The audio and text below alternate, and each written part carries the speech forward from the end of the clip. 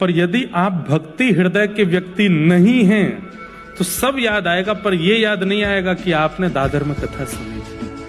आप कभी, बहुत सीरियस बात कर रहे हैं हम, ये याद नहीं आएगा कि आप वृंदावन गए थे, ये याद नहीं आएगा कि पंढरपुर में आपने सेवा की थी। अंत में भरी स्मरण नहीं होता। और ये आपके कर्म डिसाइड करते हैं कि आपके अंतिम क्षणों में आपको क्या याद दिलाना है। क्यों हमारे संत जन आज्ञा कर रहे हैं, क्यों ग्रंथ आज्ञा कर रहे हैं कि कलयुग केवल नाम आधारा।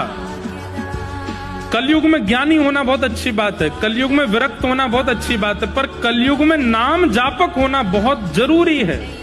क्योंकि कलयुग में ज्ञान हो सकता है कि अंत काल में आपको उबारने नहीं आएगा, वैराग्य नहीं आएगा, नाम आएगा। नाम ही, जितना नाम जपेंगे, जितना नाम आपका दिन भर में होगा, वो नाम किस लिए होगा कि आपका जब अंतिम काल आएगा तो आपको और कुछ याद नहीं आएगा, बस यही याद आएगा कि पहली बार मैं वृंदावन कब गया था, गिरिराज जी की परिक्रमा कैसे करी थी, पंडरीनाथ भगवान कैसे दिख रहे थे, राधा रमण जी ने कैसी पोशाक पहनी थी, बिहारी जी में कैसे मनोरथ हुए थे, उस कथा में हमने क्या सुना था, उन महाराज जी ने क्या बोला था, कौन कौन से भक्त मुझे जीवन में मिले हैं, कौन से भक्त मुझे प्रिय हैं। ये नाम का प्रभाव होगा। जब नाम असंख्य स्थिति में आपने जीवन में जपा होगा तो अंतिम क्षण में केवल भगवत स्मृति होगी, और अंत में यदि नारायण स्मरण हो गया तो आपका जन्म लेना सफल हो जाएगा।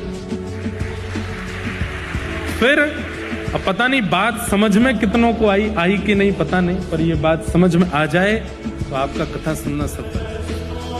नाम इतना जपिए, इतना जपिए, इतना जपिए कि महाराज लिमिट क्रॉस कर दीजिए। घर वाले भी कहने लगे भाई बस बहुत हो गया।